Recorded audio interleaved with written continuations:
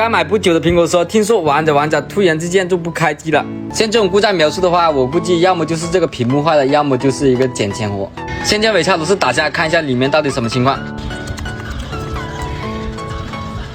因为他说这个手机有拆过，所以说拆起来的话就比较简单了。现在这个胶已经很软了，轻轻一掰就开了。将屏幕打开之后，确实可以看到这个手机有拆过的，然后这个电池这个字都已经模糊了，但是其他地方还是比较完美的。防水标也是白的，证明没有经过水的。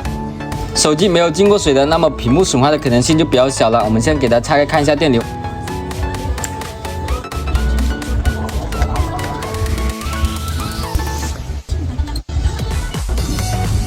这个屏幕没有摔过，没有经过水，这个屏幕应该没问题。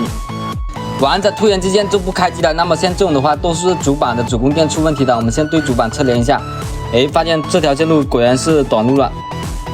正常这条线路的话，一般都有200多或者300多了，现在只有22了，证明已经接近短路状态了。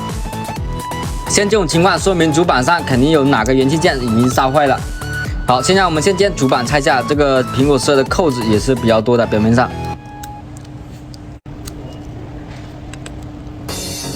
因为它这台是一个外板机器，这里多一个毫米波天线是焊接在主板上面的，所以现在我们要拆的话，先将这个毫米波天线给它焊接下来。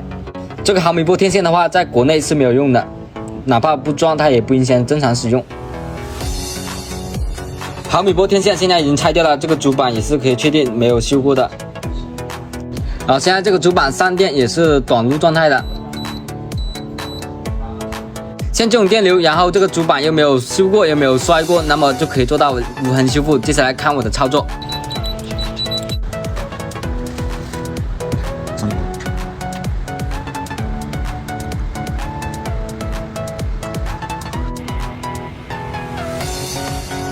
将这个银点刮出来之后，现在我们再请出我们的神器，然后1下、2下 ，OK。击完之后，我们再次测量这条线路，恢复200多了，正常了。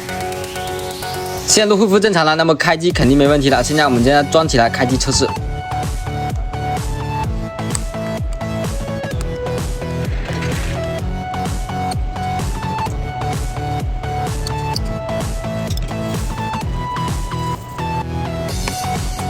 开机测试 ，OK， 成功亮屏了。好，现在手机也是可以成功进入系统了，故障完美修复了。